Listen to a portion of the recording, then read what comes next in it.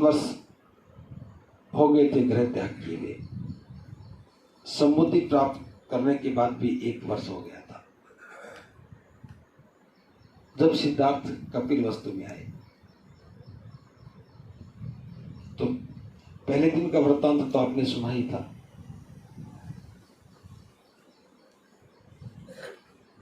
सुदोधन उन्हें अपने महल में ले गए, सगे संबंधियों से मिले, मित्रों से मिले।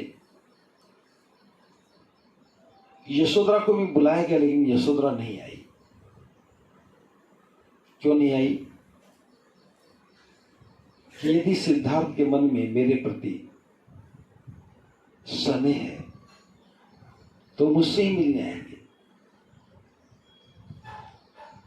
ये यशोधरा का अधिकार भी था और वो इस अधिकार भावना से बात कह भी रही थी। जब तथागत उनके कमरे में प्रवेश किया तो सारिपुत्र मोगलैन भी साथ थे। तथागत पहले से जानते थे कि भावनाएं कैसी रहती हैं, तो यशोधरा को रोका नहीं, वो पैर पकड़ के रोने लगी। तो सिद्धार्थ ने यशोधरा को याद दिलाया कि उनका साहस कितना ज्यादा है। आकर के जब घर में आए तो पहले घर में पता चल गया था कि सिद्धार्थ ने गृह त्याग करने का निर्णय ले लिया। तो यशोधरा के पास भी गए और बड़े ही संकुचित मन के साथ ये बात कही कि जो शाक्य संघ की बैठक में घटना घटी है, जो शाक्य संघ की बैठक में घटना घटी है, उस घटना के बाद मेरे पास इसके अलावा निर्णय लेने का कोई और रास्ता नहीं था और मैं कर भी क्या सकता था। मेरे इस निर्णय के बारे में तुम्हें क्या कहना है, कैसा सोचती हो? तो यशोधरा ने कहा, बुद्ध सिद्धार्थ तो सोच रहे थे कि यशोधरा हिम्मत हार जाएगी, किंतु ऐसा कुछ नहीं हुआ। उसका उत्तर था, यदि आपकी जगह मैं होती तो मैं भी किसी भी सूरत में शाक्य और कोलियों के बीच युद्ध को सहमति प्रदान नहीं करती।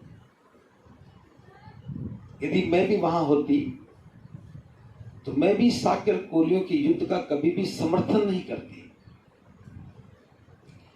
आगे कहती है, आपका निर्णय उचित ही है, मेरी सहमति और समर्थन आपके साथ है। मेरी सहमति भी, मेरा समर्थन भी आपके निर्णय के साथ है। मैं भी आपके साथ ही पवजित हो जाती। यदि मैं पवजित नहीं हो पा रही हूं तो इसका एकमात्र कारण यही है कि मुझे अभी राहुल का लालन पालन करना है। तो यशोधरा यह कमजोर नहीं है, एक मजबूत पात्र के रूप में है। अच्छा होता यदि ऐसा ना होता, लेकिन स्थिति का सामना करने के लिए साहसी और वीर होना ही चाहिए। आप अपने माता पिता तथा पुत्र की चिंता ना करें, उससे भी आगे बढ़ करके आप अपने माता पिता और पुत्र की चिंता ना करें। मैं जब तक जीऊंगी उनकी देखभाल करूंगी। अब मैं इतना ही चाहती हूं, ये ध्यान से सुनना, ये लाइन बहुत महत्वपूर्ण है। अब मैं इतना ही चाहती हूं, जब आप सभी निकट संबंधियों को छोड़ करके परिव्राजक बनने जा रहे हैं तो किसी ऐसे नए जीवन पथ की खोज करें जो मानवता के लिए कल्याणकारी हो। गृह त्याग के अंदर यशोधरा ने एक लक्ष्य निर्धारित कर दिया। जब आप परिजनों को, सगे संबंधियों को छोड़कर जा रहे हैं तो ऐसे पथ की खोज करना जो मानवता के लिए कल्याणकारी हो। ये बहुत अद्भुत बात है कि यशोधरा ने, भले ही सिद्धार्थ का गृह त्याग का निर्णय परिस्थितिवश था, एक सिचुएशन थी, एक परिस्थिति थी, उसके अलावा कोई विकल्प नहीं था। या तो युद्ध को स्वीकार करें, सेना में भर्ती होकर के युद्ध करें, अगर युद्ध का विरोध करना है तो फिर 3 सजाएं थी। माता पिता की संपत्ति को जब्त करवा देना, फांसी की सजा, या देश निकाला। तो इस परिस्थिति थी। सिद्धार्थ ने कहा कि देश निकाला ही स्वीकार कर लूंगा, एक परिव्राजक के रूप में, मरने से क्या फायदा, और माता पिता की संपत्ति जब्त हो जाएगी तो उनका जीवन दुखी हो जाएगा। लेकिन यशोधरा ने क्या किया, कहा निर्णय के साथ भी है कि मैं आपके साथ हूं, मेरा समर्थन भी आपके साथ है, और ऐसी परिस्थिति में किसी को भी साहसी होना ही चाहिए। मैं भी साथ चलती, अगर नहीं चल पा रही हूं तो इसके पीछे राहुल की परवरिश करना ही है, देखभाल करना है। आप घर की फिक्र ना करें, आपके माता पिता और आपके पुत्र की देखभाल जब तक मैं जीऊंगी करती रहूंगी। और जब आपने अपने निकट संबंधियों को छोड़ने का निर्णय ले ही लिया है तो किसी ऐसे सत्य पथ की खोज करना जो मानवता के लिए कल्याणकारी हो। तो यशोधरा ने कितनी सूझबूझ के साथ उनके लिए एक लक्ष्य तय किया। सिद्धार्थ गौतम इस बात को बहुत प्रभावित हुए। उन्होंने कभी नहीं जाना था कि यशोधरा इतनी साहसी और वीर और उदार हृदय वाली स्त्री है। वह कितने गौरवशाली हैं कि उन्हें यशोधरा जैसी पत्नी मिली। तो उसी बात को याद करके सिद्धार्थ ने उनको कहा कि तुम बड़ी साहसी और पराक्रमी हो। यशोधरा का भी त्याग कम नहीं था। लेकिन यह एक बात और जो मैं बताना चाहता हूं, यशोधरा ने राहुल को क्यों कहा कि वो तुम्हारे पिता हैं, जाओ उनसे अक्षय निधि मांगो। राहुल राज का उत्तराधिकारी था, लेकिन यशोधरा ने उसे राज का उत्तराधिकारी नहीं बनाया। यशोधरा ने उसे कहा कि ये तुम्हारे पिता हैं, ये महासमण है, तुम्हारे पिता हैं, और जाओ इनसे अपना उत्तराधिकार मांगो। इनके पास जो अक्षय निधि है उसको मैंने देखा नहीं है अभी तक, लेकिन वो बड़ी मूल्यवान है। अब राहुल 7 वर्ष का बच्चा है, उसे कुछ नहीं मालूम कि अक्षय निधि क्या होती है और उत्तराधिकार क्या होता है। लेकिन जैसा मां ने कहा, राहुल ने ऐसा ही कहा कि क्या आप मेरे पिता हैं? अगर मेरे पिता हैं तो मुझे मेरा उत्तराधिकार दो।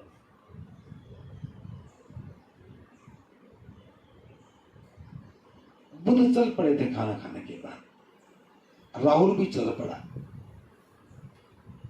और चलते चलते कहता कि हे महासमन, आपकी छाया बड़ी सुखकर है। कि बुद्ध की छाया में चलना ही सुखकर है। मुझे मेरा उत्तराधिकार दो। बुद्ध सारिपुत्र से कहते हैं कि देखो मेरा पुत्र मुझसे उत्तराधिकार मांग रहा है। तो बुद्ध कहते हैं कि मेरे पास सोना चांदी हीरे जवाहरात धन दौलत कुछ नहीं है। उत्तराधिकार के रूप में मेरे पास सोना चांदी हीरे जवाहरात कुछ नहीं है। अगर होता भी तो मैं तुम्हें नहीं दे सकता था, क्योंकि ये चीजें संकट लेके आती है, कष्ट ही लेके आती है। जिसके पास भी धन संपदा है, बहुमूल्य धन संपदा है, वो जीवन में कष्ट ही लेकर के आती है। और मैं अपने पुत्र को ऐसा उत्तराधिकार नहीं दे सकता जो कष्ट लेकर के आए। बुद्ध कहते हैं हाँ, मेरे पास एक अक्षय निधि है जिसमें परम सुख है, शांति शांति है। अगर तू उस अक्षय निधि का बोझ उठा सकता है तो मैं दे सकता हूं। और बुद्ध ने फिर उसे अक्षय निधि दे ही दी। सारिपुत्र को कहा कि सारिपुत्र, इन्हें जीवन पहना दो।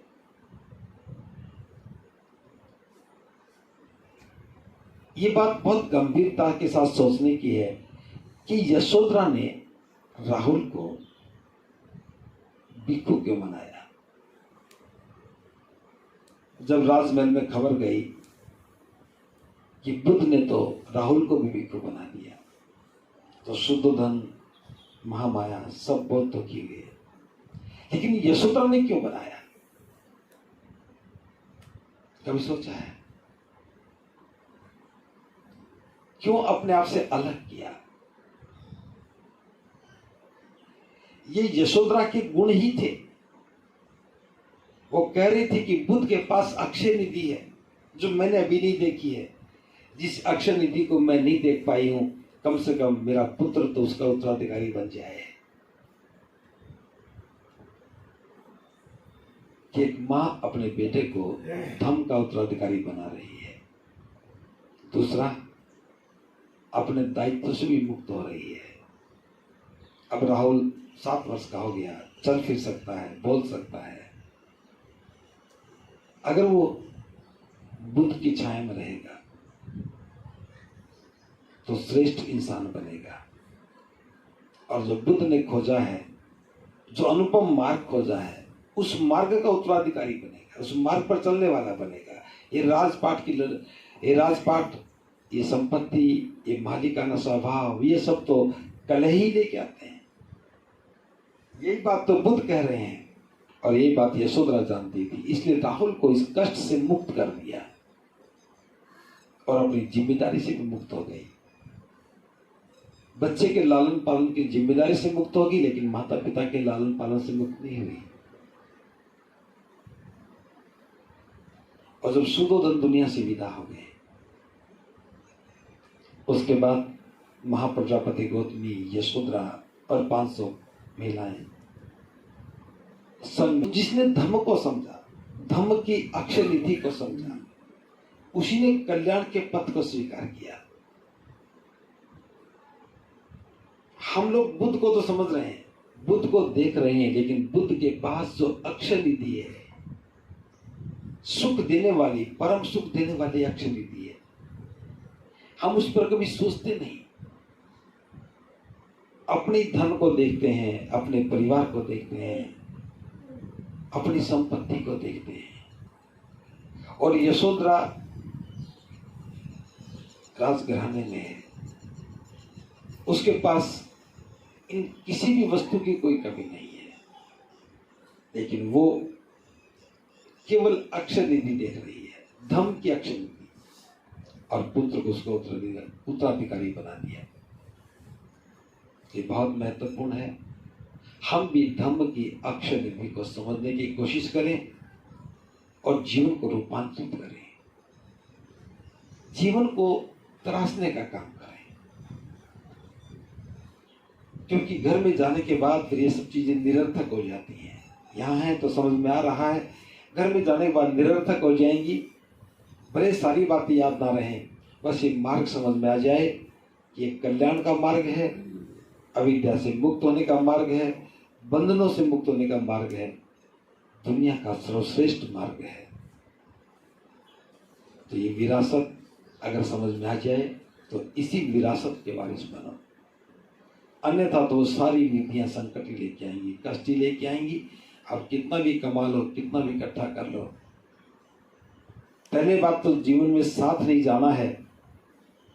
और आप अपनी कमाई हुई संपत्ति को जब खर्च करने लगोगे तो जिनसे आप बहुत प्रेम करते हैं वही आपके विरुद्ध खड़े हो जाएंगे। आप धन को बर्बाद कर रहे हो, आप धन को नष्ट कर रहे हो। क्यों? क्योंकि वो भी धन से प्रेम करते हैं, उस प्रेम में आप नहीं है। तो ये बहुत महत्वपूर्ण अध्याय था, आप सबने सुना और समझा। इसी भावना के साथ आपका भी कल्याण हो। भगवत सब